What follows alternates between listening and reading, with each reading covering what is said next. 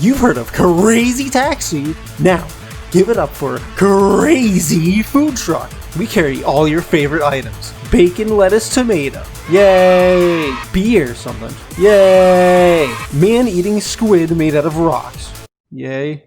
Crazy Food Truck isn't just the name of your local culinary van/Chinese buffet serving an array of greasy chicken, shrimp, and sushi from yesterday. Crazy Food Truck is the name Ogaki Rokurou chose for his monthly publication and comic bunch, which, if you haven't heard of, appears to be a web manga magazine that also publishes a series about armpits, which I am definitely not caught up in.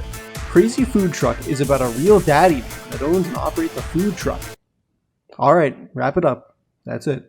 Gordon is an expert chef, but he just can't seem to draw in customers. He thinks it could have something to do with his ingredients or possibly the fact that the world's a barren wasteland where the nearest customer is several thousand miles apart from the next. No, it's probably his technique. Gordon drives his food truck across the desert looking for rare ingredients. It's apparent that he's experienced in searching for and utilizing these commodities in a future world where food is scarce. When I first started reading Crazy Food Truck, I knew absolutely nothing about the premise. I read the title, said, "Oh cool, I like food trucks," and jumped in thinking I could tell my friends I found a manga about cooking. I even had a previous conversation with a friend about starting our own food truck business specializing in vegetarian breakfast foods, so I was particularly drawn to the idea. To my credit, I did find a cooking manga because each chapter of Crazy Food Truck does seem to include a detailed segment about Gordon making a dish he hopes to sell. But nope, that ain't it. Gordon's life is about to be turned upside down. See, Crazy Food Truck is a seinen manga aimed at an older male audience. If you're unaware of what this means, it means Japanese daddies reading about an ideal life so they can briefly forget about how much they hate work.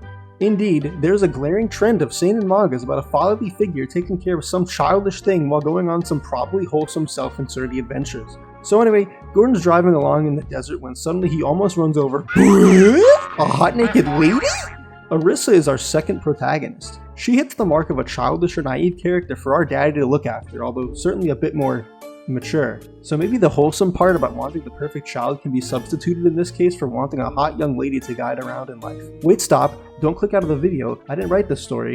To be fair, Gordon, so far, is nothing but a gentleman about Arisa's proclivity to remove all of her clothes, and also she eats the guy out of house and home. That's right, she's a secret fat fuck who eats literally everything in her path. But wait, there's more to this story, because we haven't truly touched upon the crazy part of the namesake yet. Because as soon as Gordon picks Arisa up to give her some food and shelter, an armored car is on their ass, and before you know it, bam! Gordon pulls out his anti-aircraft missile to blow the fucker up and escape. We learn that Arisa is on the run from this militant group claiming that she's dangerous and needs to be contained. Gordon reveals he's also wanted, so the two find common ground and stick together. After all, Gordon likes that Arisa enjoys his food, even if she's single-handedly going to sink his business. Crazy Food Truck is a surprise, at least when I read. Like I said, I jumped in completely oblivious and came out getting more than what I asked for. There are some substantial portions of each chapter dedicated to observing Gordon go into detail about a recipe or some method of finding ingredients. And the first chapter really pulls the wool over your eyes because he's just making a goddamn BLT, but before you know it, we're looking into some details of this otherworldly setting. Since the world, or at least the part we're seeing, has fallen to desertification, we learn how Gordon and the world around him have adapted. He hunts a species of squid that swims in sand and has a rocky armor and camouflage. That seems to me to be a clear example of extreme evolutionary adaptation to a world now devoid of large bodies of water. There's also a lot of mystery up front here. What happened to the world? Is this a future where climate change has created a wasteland where the rest of humanity must find new ways to live? What is this military that is after our heroes?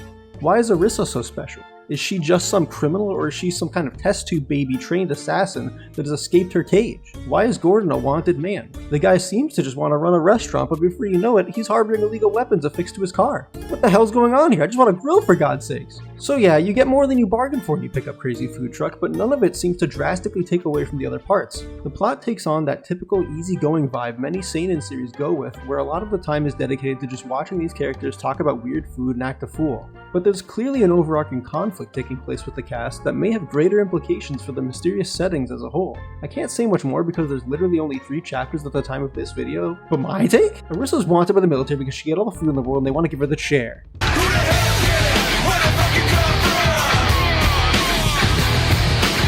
Is she just a criminal, or is she some kind of test tube baby trained assassin? God fucking damn it. Trained assassin? Fuck.